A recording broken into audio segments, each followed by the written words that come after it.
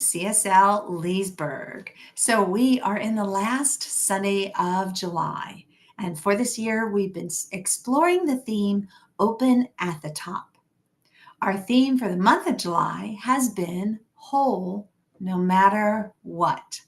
And the title of our talk today is A World That Values Who We Are. Our talk will be given by the wonderful Reverend Charlene Banks. And let's see, what else do I have to tell you? Oh, if you have any prayer concerns or celebrations that you would like us to include, please let us know in the chat, and Reverend Charlene will be sure to include those when we get to the prayer portion of our service, which we call spiritual mind treatment. Why? Because it all starts right here, and it is a form of affirmative prayer. All right, that's all I have to say to kick things off. Sit back, relax, and enjoy our opening video.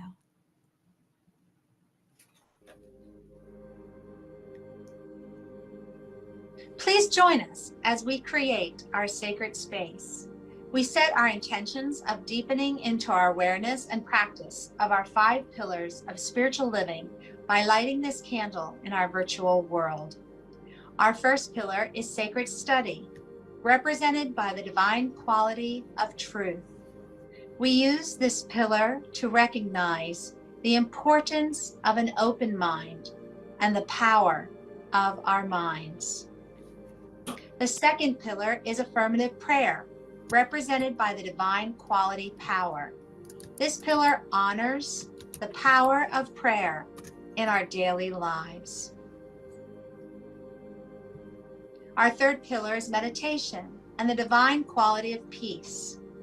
This pillar reminds us of the importance of meditation and the peace we feel when we quiet our minds.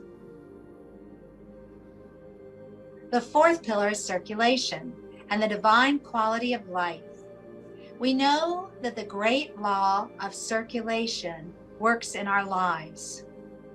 As we give, so shall we receive. And the fifth pillar is sacred service and the divine quality of love. This pillar affirms our call to be a service to our world as we see through the eyes of love. Let us close our eyes as we bless this sacred space and our time together. As we weave each of these pillars of spiritual living into our service today, may they deepen our own spiritual practices of study, prayer, meditation, circulation, and our hearts to the 5 divine qualities of truth, power, peace, life, and love. We also bless everyone who made our service possible today and everyone in attendance. May the energy of love that is generated here bless everyone abundantly. And so it is. Okay, and now it is time for the prayer or the meditation portion of our service. So I picked out the present moment meditation for us today. So let's begin as we always do. Relax a little deeper into your chair. Take a deep breath in. Hold. And release. Let's do that again. In. Hold.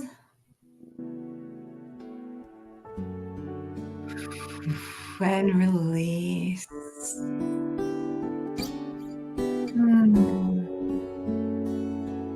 Just close your eyes. Listen to the beautiful guitar strumming. Any other sounds that you can hear where you are? Maybe you hear some birds chirping outside. Maybe you hear traffic. Let's make it positive.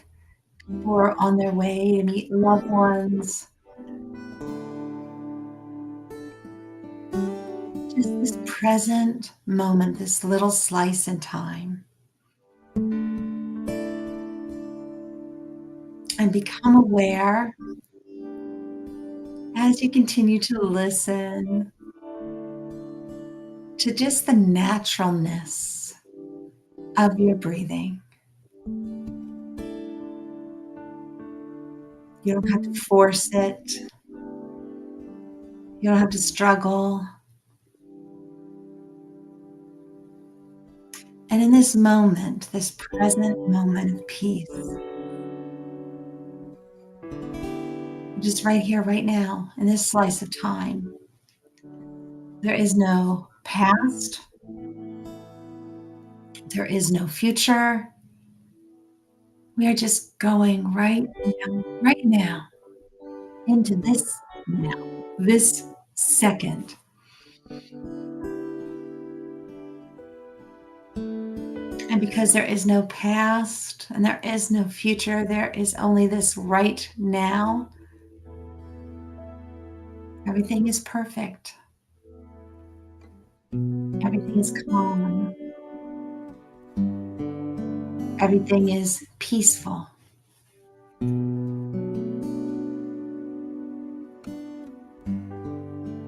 And just enjoy this moment, this sacred pause. We go, go, go. We constantly do things. We're keeping track of the minutes, the hours, and our planners and our calendars. But right now, all that is just gone.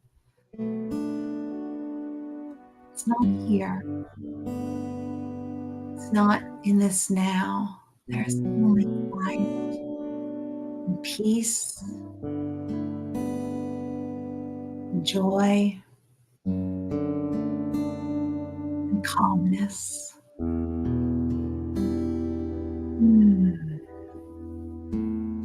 Think about this particular moment, this little slice in time. It's never going to come back again. It'll be here and then it'll go. And then we have the next moment, the next slice in time.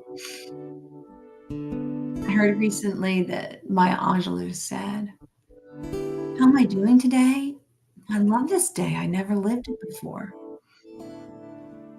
I love this moment. I've never lived it before." So let's just welcome and embrace this peace, this little slice in time. And everything's just good and quiet and peaceful. And remind yourself that you can do this anytime. Anytime that you feel like, ooh, the to-do list is getting too long, feeling a little anxious, a little worried about how am I going to get everything done, just take a moment. Take a moment. Put the past aside, put the future aside, just drop right here, this slice, this moment in time. Notice that it's all good. It's all God. It is all love. It is all peace. Okay.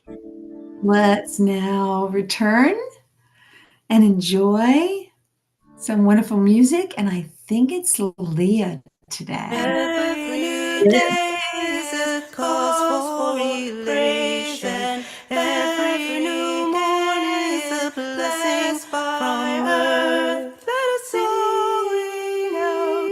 Let us all ring in. Let this day of new songs begin. Every new smile is a sweet celebration. Kind words remind us loved by her.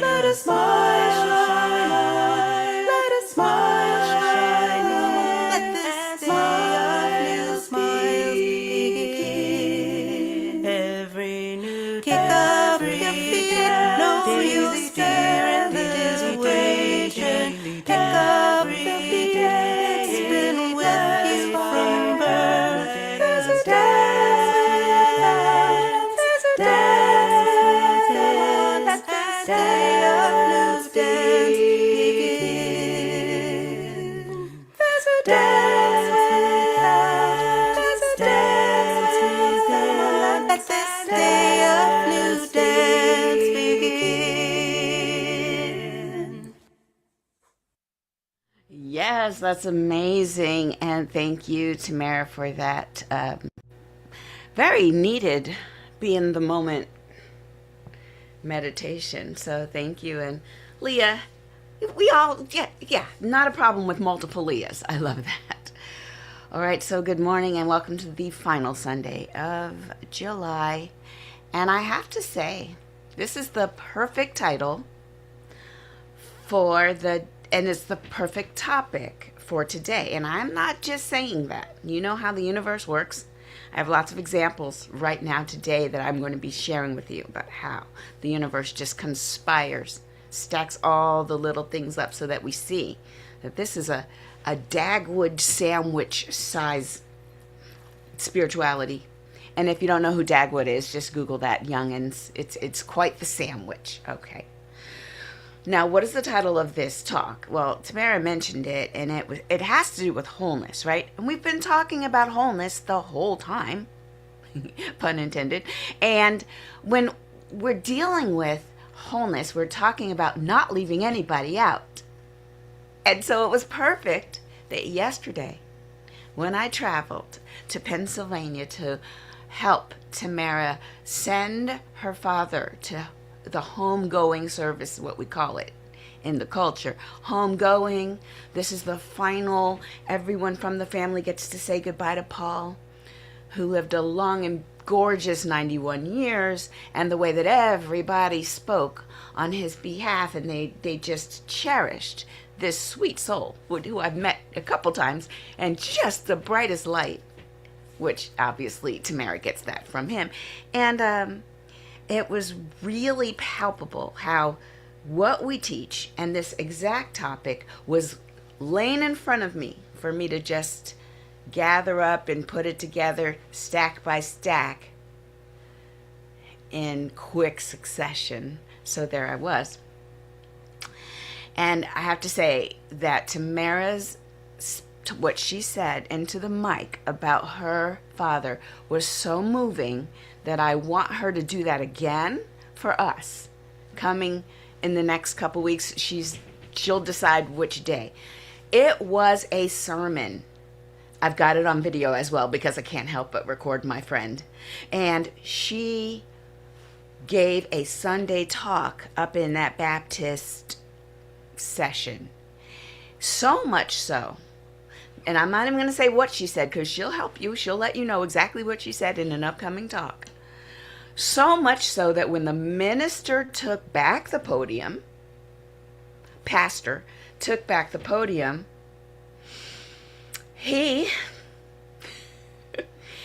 said that a lot of people mention God,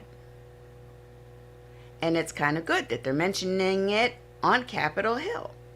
But what they're not saying when they talk about God is Jesus, and how Jesus is the only way you're going to get to heaven. The only way. And then he spent a good, Tamara, would you say 10 minutes? Breaking down? Maybe 20 minutes? So, this deep, unconditional love, yet fear-based theology, was coming from the exact same person. This person was talking about Jesus and the unconditional love and humility, and immediately injected fear, which my head started to turn way upside down like Stewie from Family Guy. Just, what? And so after Tamara's beautiful, moving talk, I wanted to think maybe he got a little nervous. Because he knows that she's not necessarily in lockstep with exactly the word that he teaches, but her spirit came through, and it was the truth about it with a capital T. It was love with a capital L. It was family. It was all the things that transcend division. And I feel like he looked out on the room full of grieving people and said, well, all that might be feel good and stuff, but unless you accept Jesus as your Lord and Savior, you better have fun in hell. I mean, he didn't say it out loud. He didn't say it out loud. But it was giving that energy. So I had to ask myself, Char, this is a really hard question, Charlene, as you're listening to this man. If my spiritual journey is about radical inclusion, how do I practice that in this chair right here, right now? How do I include him in my radical inclusion? How do I not other the person who's othering me? And there's the practice. There's the practice. The universe will always bring us the exact moment where we get to practice what we spend a lot of time believing about ourselves. Oh, do you believe that that's how you are? Try it in this scenario. Go. I was like, okay, woosah, I got this. So we have, as a group of people who consider ourselves inclusive, who consider ourselves whole no matter what, who consider that the world that we're living in is to include all, inclusive of all, even that's standing in front of us. So if we must consciously choose love will ask you to choose it every time that you forgot to think about that. Because when we're not choosing love actively in every moment, we will have the default mechanism kick in. The default factory settings, that is, if you're judging me, I get to judge you back. That is the default mechanism. And it was funny, Tamara has two beautiful children, one Heidi and one John. And Heidi recently stopped being a vegan. And so we were joking about how she never was a judgy vegan, and I love her for that. She was always just doing her thing and knowing her choices were for her, but she would never look at you as you bit into your burger and give you that look. Because I told her how if your family members judge you about how you eat, then you can't help but judge everything else about them. It's a judgment gets judgment. The begetting of judgment is true, and there's something higher. There's love that begets love. And so we have to actively choose the love in the moment that we might be tempted to go in a different direction. So I chose not to sort of keep going with the cycle of division. Listen, it is incredibly easy to preach radical inclusion until you meet somebody who actively excludes you.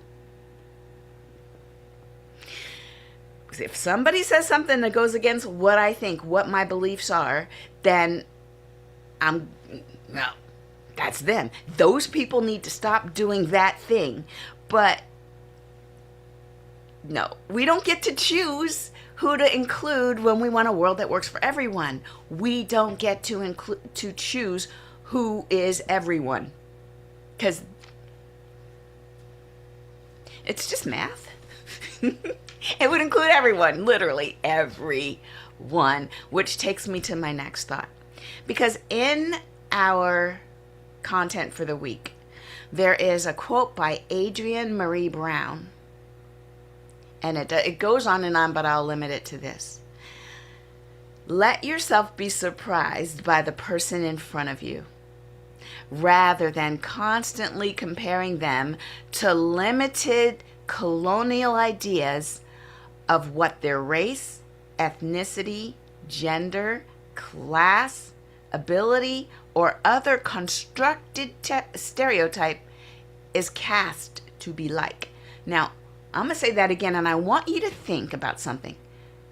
Because I mentioned about a month ago, I learned from a high connection in one of my meditative practices that everything we're doing here, everything fear-based, is on a storyline. There's a storyline playing itself out. And if we buy into it, that's where these fears come from. And every time we think we're not good enough, we're putting ourselves in some storyline, or we're playing some role and we're not living up. And the minute I notice my mind doing that and I go, oh, yep, it's a story, it dissolves as if the movie got glitched out and started buffering. As if the Truman Show showed the backstage instead of the mirage that we're playing in. So try this for yourselves. I'm going to say her quote again. Let yourself be surprised by the person in front of you, rather than constantly comparing them to the limited colonial ideas of what their race, their ethnicity, their gender, their class, their abilities, or other constructed stereotypes is cast to be like. Cast in the story. That's all made up anyway. And the minute you see yourself playing these roles, you go, oh, okay. I don't know. For me, it's been a bit of a hack. Like, it's been my little cheat code to get behind everything that we think is real, the external presentation that is designed to keep us panicked, worried that we're not good enough, busy because we're trying to get good enough. And then if we stay busy enough, locked into a story, time will go by, and I'm not really sure what the purpose is, but even that's a story. So, because listen, have you ever wanted to completely write someone off because of their beliefs? Think about it. You want to just write them off because of their beliefs. It works a little bit like this. Oh, hi. I get to know you. This, that. I'm still interested. Oh, you're never mind. What, they're not valuable anymore? How much of that is true? How much of that is a shortcut to keeping ourselves isolated, a shortcut to staying so-called safe, but knowing that the safety is disconnecting us, and that causes us to feel lonely, and that's where all of the disease creeps in, because human bodies are meant to be in communion with others. We're meant to commune, to talk to each other, to see what each other thinks. When we bond, we show a little vulnerability. We feel connected. We light up when we think that someone's thinking about us. And when we call them and they say, oh, it's so good to hear from you, we light up when we are seen. So what's the narrative that keeps us convinced that being seen by this person, not good enough, that person, not what I want, that we wouldn't be in any club that would have us as a member at some point, and then we're by ourselves. So this pastor told a grieving room of people who don't normally attend his church that they were going to essentially go to hell, without saying the H-E double hockey sticks words directly. My ego wanted to put him in the villain role of that storyline. But according to the author, Adrienne Maree Brown, she just said, don't do that. Drop your stereotypes and get curious. There's even something like, she says, get curious, not furious. Don't you love that? Get curious. So I got curious and I realized something, that this man is not a villain in general, and he's definitely not a villain in his own story. He really believes that he's throwing us a life raft. He thinks he'll never see us again, that we might be the last stop on our slippery slide all the way to the fire and brimstone. And it's his job, his calling, to toss each of us a life raft. That was his intention. But that doesn't mean I'm going to let him have it. That doesn't mean I'm going to nod and say amen. I fundamentally disagree with that theology. But I can still honor the fact that he's a human, his humanity that wants him to help others. I can honor that. You see, we can be in the presence of other people who don't share our worldview, and we could still be in communion with them by just being curious about what is your worldview, without seeking to change it. So, what would happen if you let yourself get curious about somebody who you may have previously written off? What might you take away from it? Now, I'm going to also give you another little glimpse.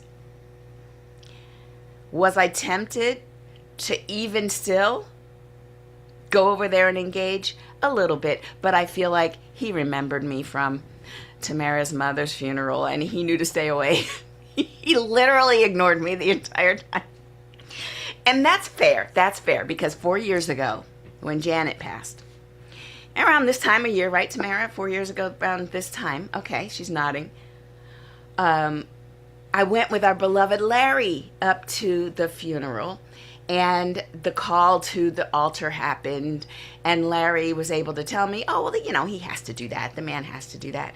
And I understood it, but then at the banquet, I still, being myself, I was just in ministerial school, and I hadn't really seen all the things I've seen now. I may have said one or two things to the ladies. I may have said to his wife, oh yeah, but we know who really wears the pants in the family, am I right? I may have said that. So I'm pretty sure that, among other things, he's no fan of mine. So I said hi to him, but he was just like, he knows exactly who I am. So that's fine too. I was grateful that I didn't have to really fight myself because there's a part of me that wants to speak it out just to get a reaction. I don't think that's ever going to go away. And because I was even on the way home like, what could I have said? What could I have asked them? Stop trying, Char. It's okay. So my next goal in life is not only to not judge them in the moment, but then in the subsequent moments, not try to sneak in a little bit of me. So that is just a bonus. I didn't really plan on saying that here. Move to my next point. But let's talk about boundaries. Because when we talk about acceptance, and I say I accept him where he is, as I was sitting in the chair and realizing I can't other the person, if our teaching, the one that I've signed up to and the one that I'm studying all the time and helping share with you all, if that's really what I believe, then acceptance means all. But that doesn't mean I have to accept their toxic theology for mine. I don't have to bring it in and embrace it. These boundaries need to exist when you have decided who you're going to be in the world and how you're going to show up in the world, and you refuse to let someone else change that for you. I've said in the past that if we don't sit with ourselves when we first wake up, if we don't say to ourselves who we are, what is our sacred contract, what are we giving in this world, and what are we receiving? If we don't have our purpose top of mind, then the societal belief system is happy to give you one. It's happy. Oh, did you not know who you are? Well, you're fat. Am I?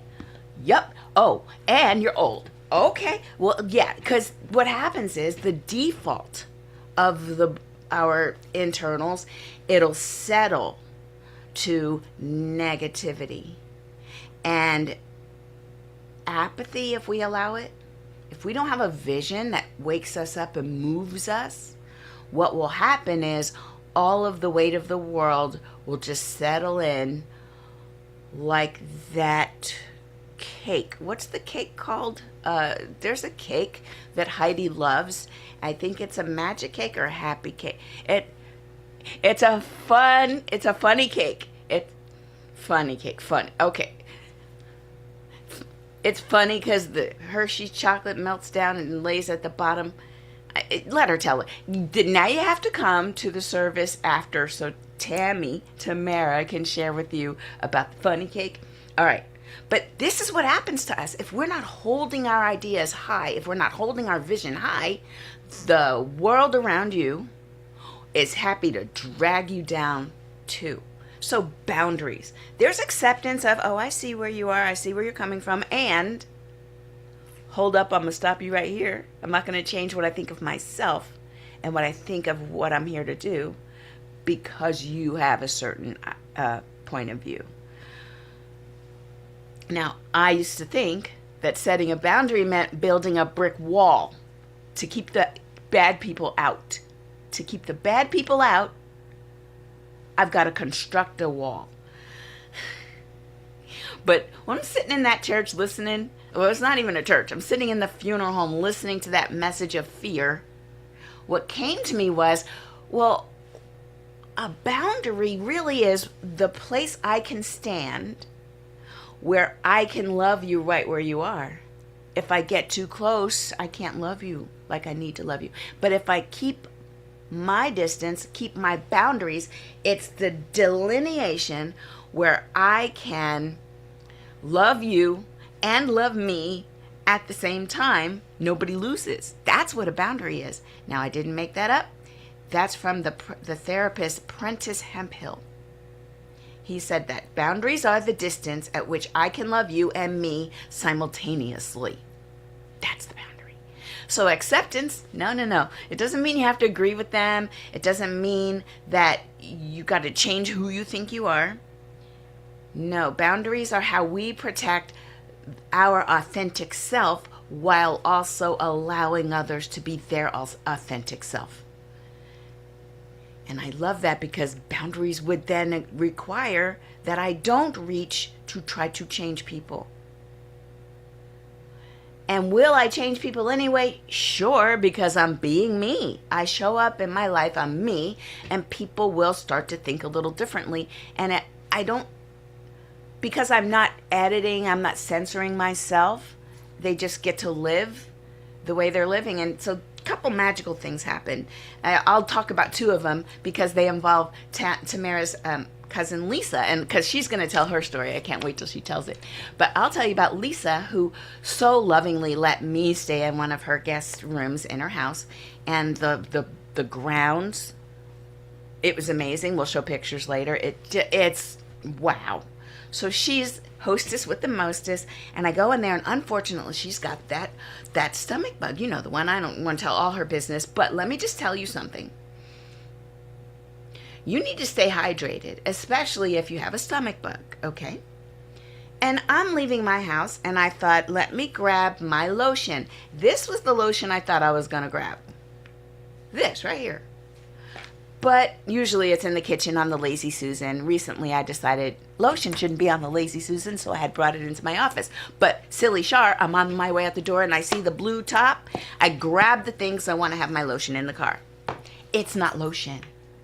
It is it's a hydrating powder mix that Blake gets from the place that sells all the vitamins and stuff. It's hydrating stuff. So I'm in the car, I'm at a stoplight or I'm charging my car or something, and I go to open up the lotion, I go to peel back. Why is my lotion powdery? And it's not, girl, it is hydrated. I said, well, I guess the universe needs me to be hydrated, and I put it on the seat. I get over there and I find out that Lisa really needs this. She needs it right now. I was like, well, that must be why the divine had me bring this one. I bring it over to her. She's like, oh my God, it's delicious. It's strawberry lemonade. I'm going to put it in my, and she drinks it. She feels fine holding her liquids. My gosh. So that's the first thing. I was like, look at God. And she felt bad about Blake not having it. I'm like, he has like 3 of those. He'll be fine. That's the first one. The second one, Tamara, you don't know this, but we were talking about how in practitioner study, they have you write your own eulogy. One of the exercises when you're becoming a practitioner, think about the impact that you're going to have, right? Yes, think about the impact you're going to have. Plan your life as if it's ended. What will you have done that people will have said about you? Write that down, live so that's the truth, and that's cool, right? And so Lisa's like, well, I hadn't heard that. That's amazing. She said when she was on her way to the funeral home, because we went a little earlier, she pulled me aside and said, Char, you're not going to believe this. And I'm trying to figure out how it happened. But I'm there driving and I'm listening to W blah, blah, blah, the Christian radio. And the man said, you should write your own eulogy. It was like a commercial for something. And she's like, How? She says, well, was the phone listening? And I asked her again. I said, well, the phone totally listens to you. So if it was a Facebook ad, yeah, it probably was listening. But I said, but wait, it was W something, something, something, Christian Radio.fm? That wasn't listening to you. She was blown away. And then I was like, we're all connected. And I was able to tell her my story about the trees and how we look like we're separate, but there's like this wood wide web, and she's laughing at that, and we're standing there, and I'm telling her how we're all connected. We could sort of, it seems magical. And she said, yeah, I mean, I've heard people say God winks at you, like, but I've never experienced it before. I was like, that's so cool. I've never heard it said like that, but I experience it all the time. And we were able to, and she's laughing, and she's a serious person, so she's not one that's just going to be laughing. She's not like me and Tamara, just laughing because something tickled us inside. She's very serious. So when she's lit up laughing and we're ha, everybody's looking like, what in the world? Yes, it's at the funeral.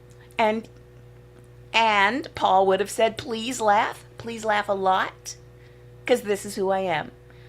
And so I'm just saying all that to say this. When we take everything that we've come here to be, and we share it in a way that lifts each other up, that those little things trickle out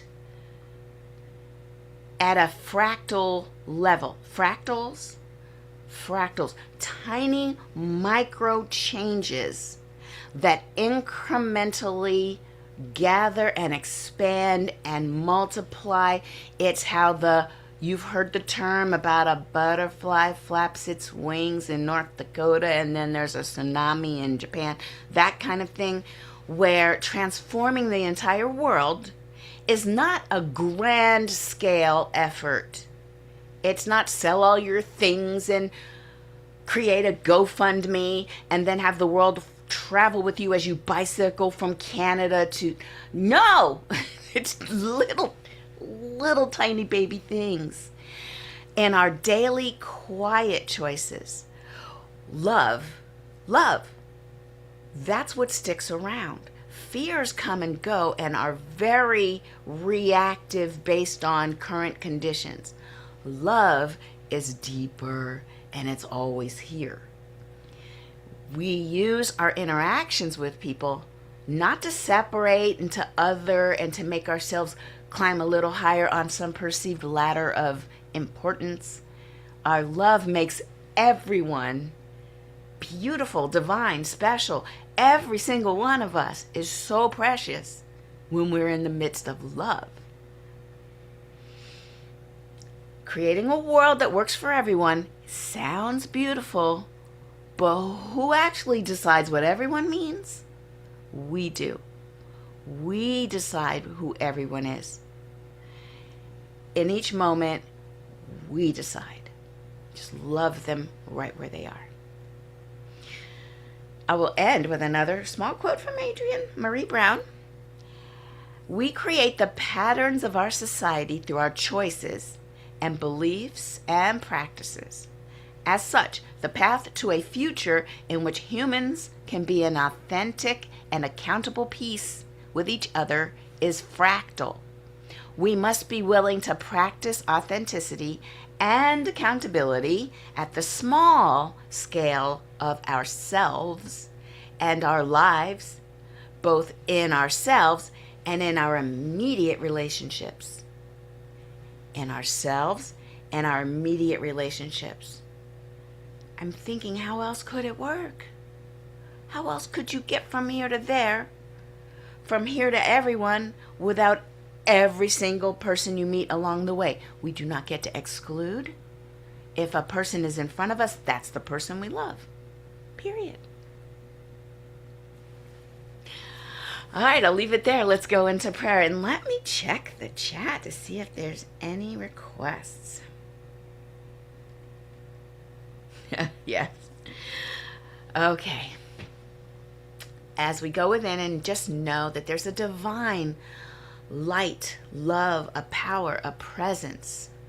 Yes, it can be called God. Yes, it can be called Jesus. Yes, it could be called the Holy Spirit. Yes, there are so many ways that we can refer to it. But no matter which little stream that our little village lives near, we may call it by our nature, by its natural name in our community, but that stream merges with all the other streams, and as water finds its weight in that, the collecting pool where all those streams lead into that one river, which lead into the one lake or the one ocean, it's all God. It's all God. We're all one with that divine presence. There is no separation. Are things different here to there? Sure. Does my stream curve a little more than yours? Absolutely. It is all one divine love and light that is living and breathing as us, and we get to be fully ourselves. And each time we do let ourselves live out loud, we are celebrating the unique oneness, the uniqueness in the oneness. We don't have to become just like each other. We don't have to be a monotheistic culture. We get to express the divine. And so I know that each and every one of us is in contact with what that looks like for themselves. That even now there are little bright ideas, little sparks of interest that we're untethered, we're unchained, we can do whatever, we can just live from our center being, just knowing that we're here to light up the world, starting with whoever's next on our journey, whoever else, whoever comes in front of us. That's who we love, and we love, and we love, and this fractal energy repeats itself, it presses down, it amplifies, and it multiplies just like a stone rippling on a smooth surface of a lake.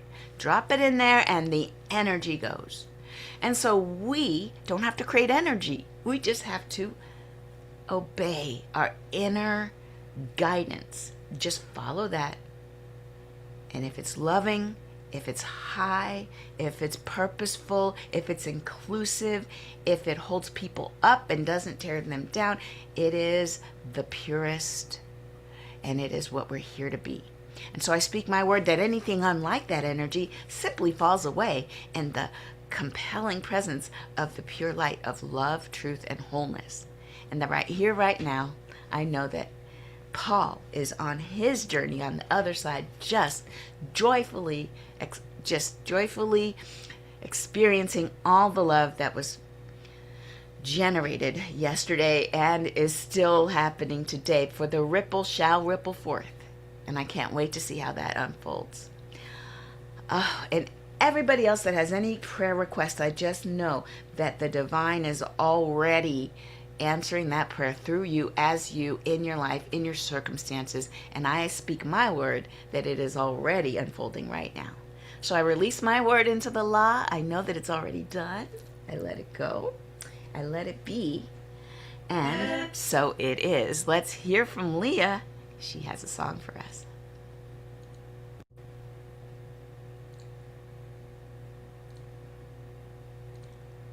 Gonna play?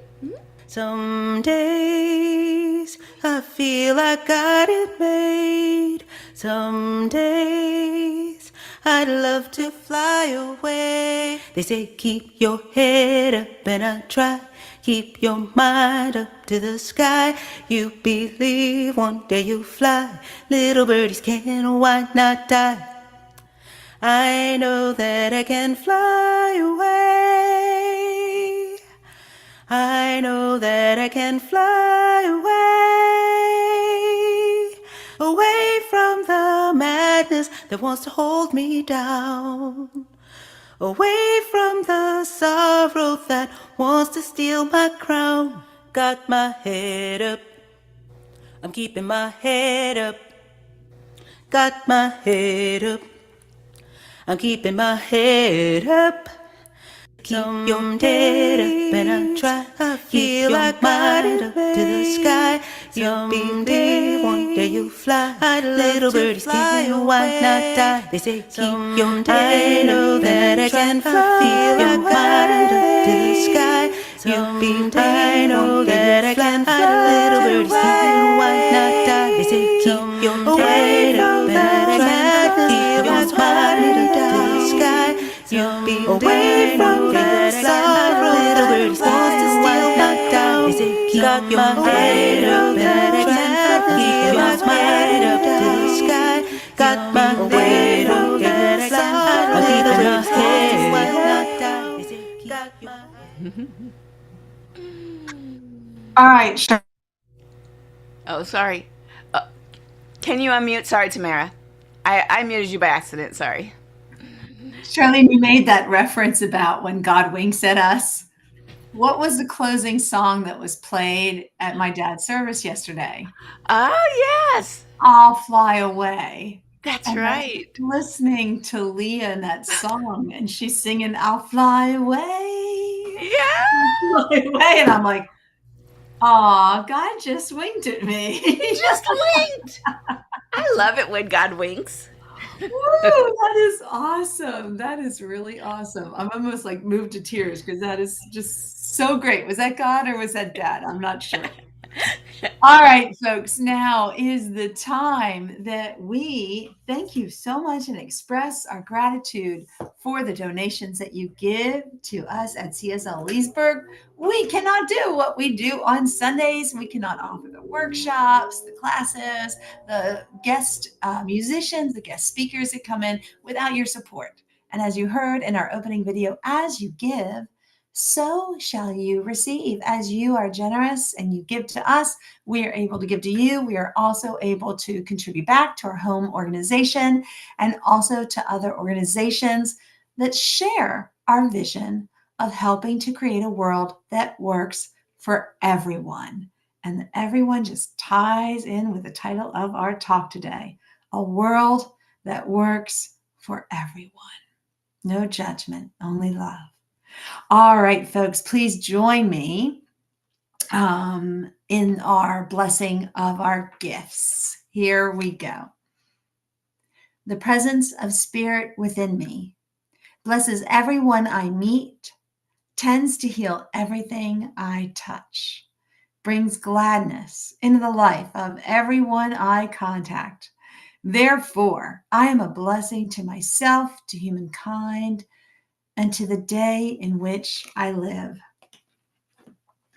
I have to add very quick before announcements. As I was reading those words, I was thinking how I've been saying them ever since I became a member of CSL and how my life has changed. And it's those words that just capture everything, getting to understand I am a blessing to myself, to humankind, and to the day in which I live. And the more we say things, the more it seeps in, it seeps in, it seeps in, it gets deeper and deeper.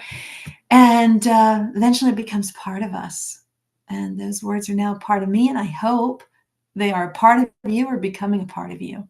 All right, Charlene, because we don't have any. It's just, I am love, you are love. Cool, thank you. You can tell them what we talked about, what's going to happen in September. You can tell them about that. Oh, okay. I'll little sneak preview. So Charlene was saying, back to school, right? Back to school is coming up in August and September. And as people get into that mode, why not offer some classes? So Charlene and I are going to be exploring a class or two that we're going to start offering in September.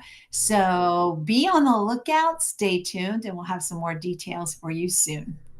Yeah. All right, folks, if you can stay, please, please, please hang out. You'll hear some more highlights of yesterday from Charlene and from me.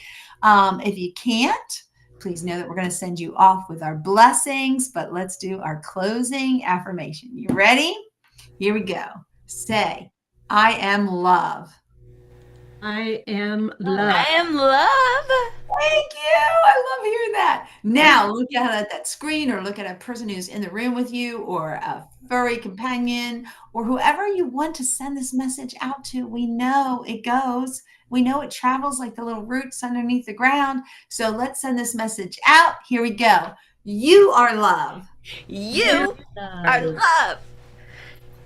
All of you. And next, we know that it is all love, love, love. Here we go. You ready? Mm-hmm. It's all love. It's all love. All right, folks. Thank you for joining us. If you can, please stay. I know that Charlene and I are going to be chattering away. If you have to leave us, please know that we're sending you off with our love and blessings, but we